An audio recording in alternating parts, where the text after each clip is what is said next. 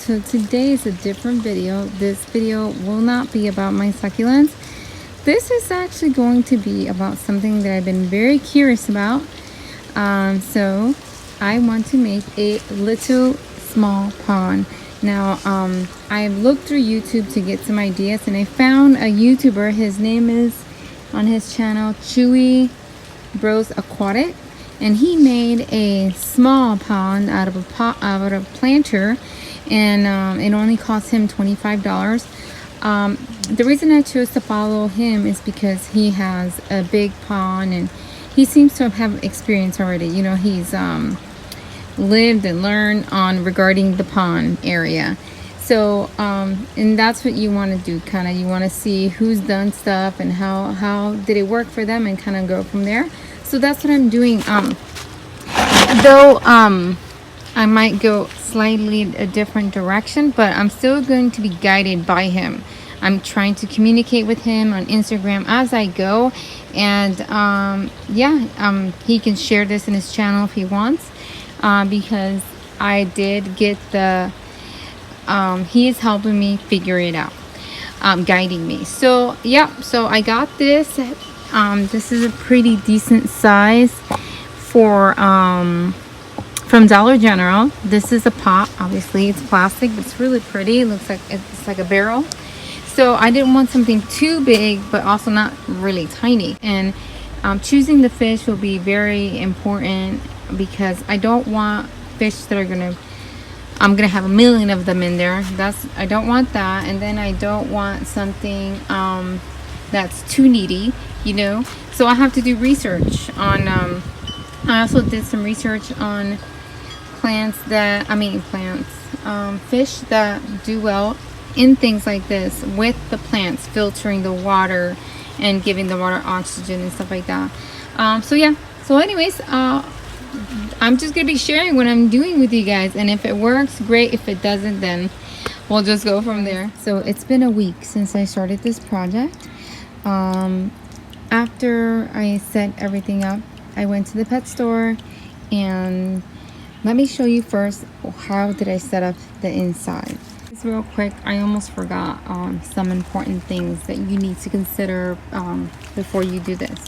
So you need to consider where you live. If it gets really cold and you're not going to be moving this, and you don't have anywhere to put your fish, you're going to want to have to ask what fish can handle those cold temperatures, and then how low. Because if you live up north where it drops way below 30, I'm not sure you can keep the fish outside.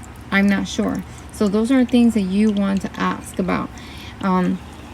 The mollies and minnows that I have here for Florida, normally it only drops around 38, like that. They're going to be fine. I asked about that, and they said yes, it's going to be fine. But this is very small, so in case of an emergency, if I had to move it, I can easily move it inside, you know, and everything's going to be okay. So those are things to think about. Another thing to think about is predators. To my knowledge, I don't have anything here that can get up here and attack the fish. But my daughter did tell me the first day that I set up the pond that she saw a black crow. She believes that that's what it was there. So I quickly brought my owl over here. And the owls are known for, this statue here is known for deterring pets like that. You can find them really cheap anywhere. Lowe's. I think right now during this time where people are putting stuff out for the garden, you can find them at like Aldi's as well. So yeah, that is something very important that I needed to mention. And okay, back to the rest of the video. Let me show you first how did I set up the inside. So I had this set up and running for a whole day, and I saw there was no kinks. Everything was working well, which really is only the pump, making sure this pump is circulating water, that it continue, you know, that it doesn't get stuck and it works. I went to the pet store and told them exactly what I was doing so that they can guide me. So that's what you want to do. You know, you want to tell them exactly what you're doing. And this is a small family-owned pet store. So very knowledgeable. They care about their pets. So they're really good. So once everything was set up without fish, right, I went to the pet store and I told them, and they told me what to do. First, I needed to buy these two solutions. So the first thing he told me, first you want to prime your water before you put any fish. We have to prime the water. This is gonna detoxify the water. It's gonna take away any ammonias, nitrates, and chlorine. So that's what this is gonna do. You do that first. Then you put in beneficial bacteria. It's just a stabilizer, and it really helps the fish. So, but you can't do this one first. You have to follow the step, because then this will kill that. If you do this first and then this, you kill it. So first you want to prime, then stabilize, and you can do that one after the other. And then they told me, then I asked, oh, so then when can the fish go in? They said right away. After I did that, they can go in right away. So after I did this, I took their, you want to acclimate the fish, so I let the bag float for 20 minutes in there. And then the first fish that I got were the minnows. I got the minnows. Those are the feeder fish that I've said before. I think I've mentioned it. I'm not sure. I placed them in there. They were cheap, you know, they're feeder fish. So they were like, oh, make sure you get the minnows first, because I wanted minnows anyways, to make sure that they're okay the next day, and then come back and get the other fish. So I said, okay, that's fine. So I did that, and then the minnows were good. They were happy. They're like bullets, you know, swimming through there really quickly. So then the next day I went and picked out the mollies. Those are the colorful fish that you see, and they're slightly bigger, because it is important. So I have some bricks and rocks and plants, and then a pot that's sideways that has a hole in it for spaces to hide. Fish like to feel safe and that they can hide. So they can hide behind the plants, behind that brick, under the brick, under this rock, inside the pot, and then under here, under the plants, they can hide in there. So that was important. These plants I ended up getting from my lake here. We have a lake. It's pretty big, and the fish do well in there. So we have tons of vegetation. So I just pulled this one out and that one out, and these out in the front. Right now our lake is low, so you can actually walk on it, and all these plants are exposed, and you could just pull them up. And then here, this is the creeping Jenny that I got from Home Depot. I did some research, and creeping Jenny can filter the water. So can many plants. Many plants inside the water will filter the water, so that is the goal. I also want to get some other plants. I also read that watercress is a really good way to filter the water as well. So I want to get some watercress. And then watching another video on YouTube, I don't remember, I just watched so many. Someone had mentioned that had a fish tank. He had put some pothos in there, and the reason he did it, he said that it was helping with keeping his fish tank clean as well. So I threw pothos in there, and yeah, so that's what I did. I have flowing water, so there's no filter here. There's just flowing water. Plants will provide oxygen and filtration. If you guys decide to do this, I would suggest doing research as well for yourself, so that you can feel comfortable with what you're doing. That's what I did. If you go ahead on YouTube and look for, just put on YouTube mini ponds without filtration. Yeah, without filtration, and you'll get some videos of people, and you want to see how long they've had them for too, you know, how successful they've been. So yeah, I'm keeping a close eye on this. We check it. We come out here obviously every day. We look at it. The girls love it. They love coming to feed the fish, and that's what I did. That's it. So yeah, so it's already been almost so with having fish there will be Tuesday. Tuesday will be a week. Today's Sunday. Tuesday will be a week of fish being in there. But yeah, I'm gonna go ahead and share with you guys Chewy's channel, so you guys can see. And then when you see his channel, you can see other people and then get an idea of what you do. And if you decide to do this, let me know on Instagram, or I guess on the comments below, or if you have one, let me know how yours is running. But I think this is super cute. The girls love coming over here and sitting. I put that little log there so they could sit and watch the fish. I was just sitting there. And yeah, I love how this is looking. Let me step back over here. This is just like a really nice little oasis for me to come over here and look at the plants, and then see the fish, hear the water, and just drink my coffee and watch the fish. So yeah, I really like it. I hope you guys like this. If you have any questions, you can ask me, and if I can't answer it, you know, you can reach out to Chewy. He was super friendly and answering my questions. Like I always say, YouTube no longer has a way of really messaging people. It's only through comments, and your comments can sometimes get, you know, lost in there. Sometimes I get notifications of a few, and then I won't get any more notifications. I have to like make a mental note to go back to all my videos and check to see if I have any comments.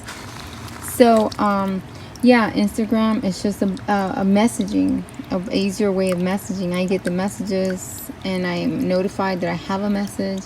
So yeah, anyways, I'm gonna go ahead and share the video of me feeding them, and you can see them coming up.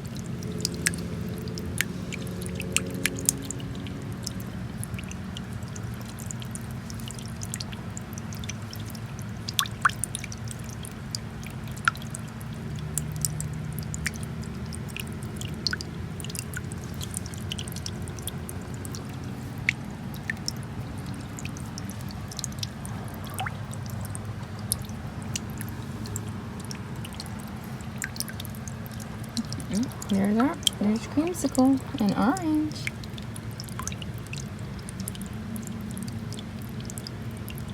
The girls named the mollies. The colorful ones that you see are the mollies. The black and orange is a molly. The orange one is a molly. The black and white one is a molly.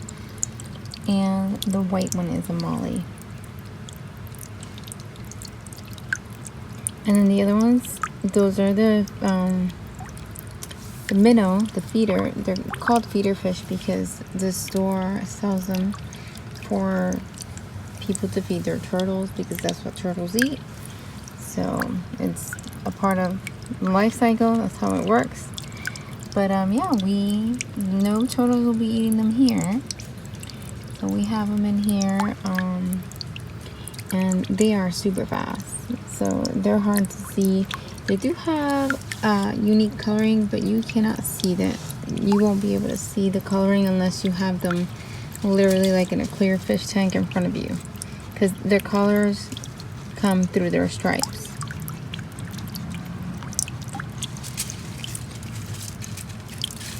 They're doing really well. Today's Sunday.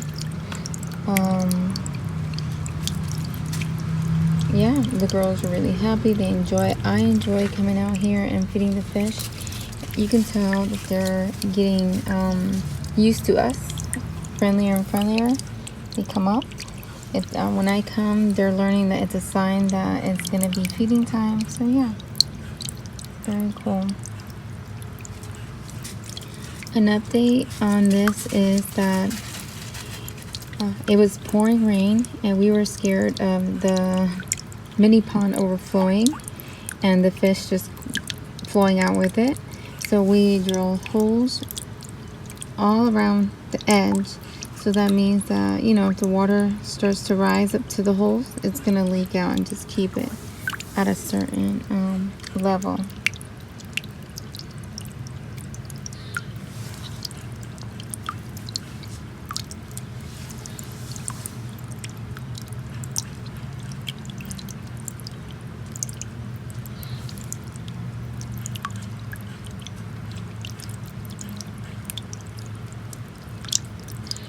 So when I was picking out the fish, I believe I already said this before, but I've made like several different clips.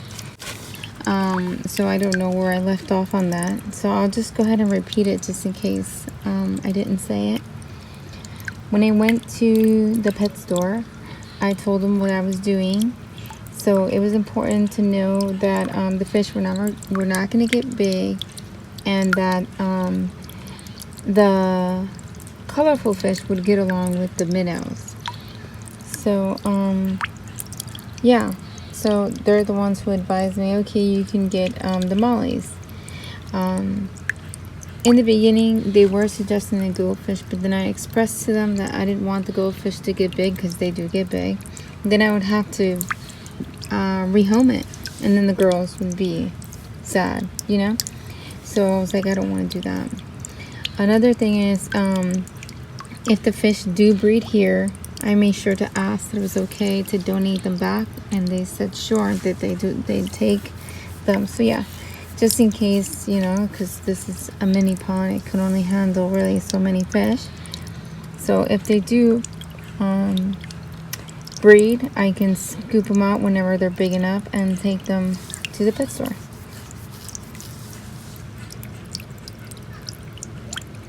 Here's orange.